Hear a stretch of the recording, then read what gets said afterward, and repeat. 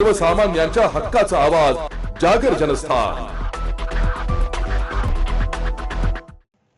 नाशिक शहरात नायलॉन मांजा वापर करणाऱ्या अल्पवयीन मुलांच्या 14 पालकांना नाशिक पोलिसांनी अटक केली आहे। मांजा वापरणाऱ्यांवर 3 दिवसात नाशिक शहरातील विविध पोलीस ठाण्यात 54 गुन्हे दाखल करत 70 आरोपींना ताब्यात घेतले आहे। नाशिक शहरातून 14,24,000चा मांजा पोलिसांनी हस्तगत देखील केला आहे।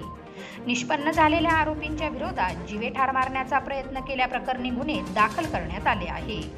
नाशिक शहर पोलिसांनी केलेल्या या कारवाईत नायलॉन आणि पाडा मांजा वापर करणाऱ्यांवर कारवाई केल्याची माहिती गुन्हे शाखेचे उपायुक्त प्रशांत बच्छाव यांनी दिली आहे। जागर जनस्थानसाठी भूषण जैन, नाशिक। वेगळी काय कारवाई केली? आपण गेल्या 2 ते 2.5 महिन्यापासून नायलॉन मांजा वापरणाऱ्यांवर कारवाई करत होतो। सुरुवातीला आपण त्या 11 तारखेपर्यंत आपल्या एकूण 26 केसेस दाखल झालेल्या होत्या। त्यानंतर 12, 13 आणि 14 या 3 दिवसात आपण जवळपास एकूण 54 गुन्हे दाखल केलेत। या 54 गुन्ह्यांमध्ये एकूण 88 आरोपी आपण केले। त्यातले जवळपास आपण 70 आरोपी अटक केलेले आहेत। यामध्ये काही आरोपी हे विधी संघर्ष पालक असल्याने त्यांच्या पालकांनाही आपण आरोपी केलेला आहे आणि त्यांना अटकही केलेली आहे। या पूर्ण कारवाईमध्ये आतापर्यंत आपण एकूण 14,24,000चा मुद्देमाल जप्त केलेला आहे। सर, एकूणच जर बघितलं तर ही कारवाई करत असताना अनेक ठिकाणी पोलिसांनाही रोखण्याचा प्रयत्न झाला। नायलॉन मांजा घातक आहे हे वारंवार सांगूनही अनेक नागरिक नायलॉन मांजा वापरतायत, तो त्यांना ऑनलाईन पद्धतीने उपलब्ध होतोय। आपण याच्यावर कसं नियंत्रण आणताय पुढील काळामध्ये? जेव्हा आपण सुरुवातीला कारवाई केल्या आणि तरीही त्याचा वापर चालू होता, त्यानंतर आम्ही शेवटच्या 3 दिवसात पतंग उडविणाऱ्या व्यक्तींना चेक करून त्यामध्ये जर नायलॉन मांजा वापर करत असतील तर त्यांच्यावर कारवाई केलेली आहे।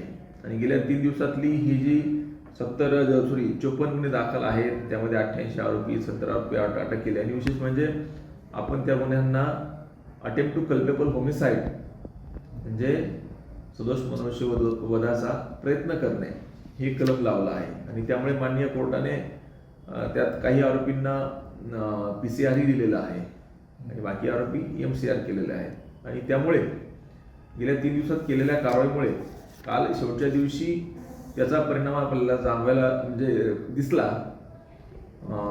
बऱ्यापैकी कंट्रोल झालेला होता।